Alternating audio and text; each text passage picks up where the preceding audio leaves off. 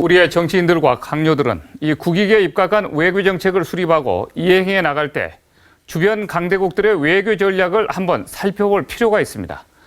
특히 주변 강대국들은 외교 정책에서 가장 우선시하고 흔들리지 않는 원칙이 바로 국익이고, 국익 가운데서도 국가의 핵심 이익은 아예 철칙처럼 여기고 있다는 사실에 주목해야 합니다. 예를 들어 군사동맹국인 한국과 미국에게 있어서 한미동맹은 국익 가운데서도 가장 중요한 국익이자 우리의 생존 문제에 절대적 영향을 갖고 있는 치명적인 핵심 이익인 것입니다. 마찬가지로 중국에게 있어서 북한은 아무리 한중 관계가 가까워진다 하더라도 대체될 수 없는 상황인 것입니다.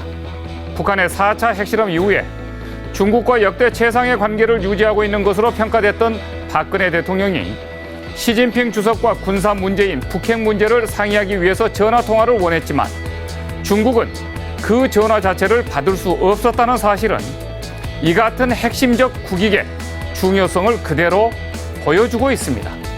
그러면 우리도 안보 문제나 한미동맹의 군사 문제는 우리나라의 핵심 이익과 관련된 문제인 만큼 이와 관련해서 결코 주변국들의 눈치를 보거나 주변국들과 상의할 수 없다는 확고한 입장을 가져야 합니다. 하지만 그러면서도 미국과 일본이 중국을 어떤 방식으로 접근해 들어가고 있고 중국 역시 미국과 일본을 향해서 어떤 방식으로 접근해 들어가고 있는 것인가를 면밀하게 살펴볼 필요가 있습니다. 미국과 일본은 중국과 군사적으로는 일촉즉발의 위기도 촉발시킬 수 있는 잠재적, 적대적 관계에 놓여 있지만 경제적으로는 서로 협력 동반자 관계를 맺고 있고 화기애애한 관계를 유지하고 있습니다.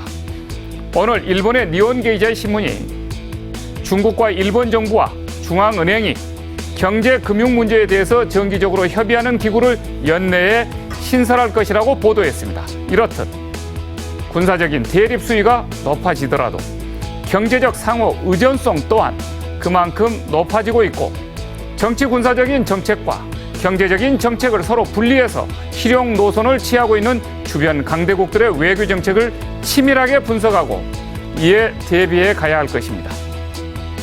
통일 한국, 대한 강국을 향한 우리 정부의 외교 정책이 보다 더 실사구시적인 국익 실용 외교 정책으로 나아가야 할 이유가 바로 여기에 있는 것입니다.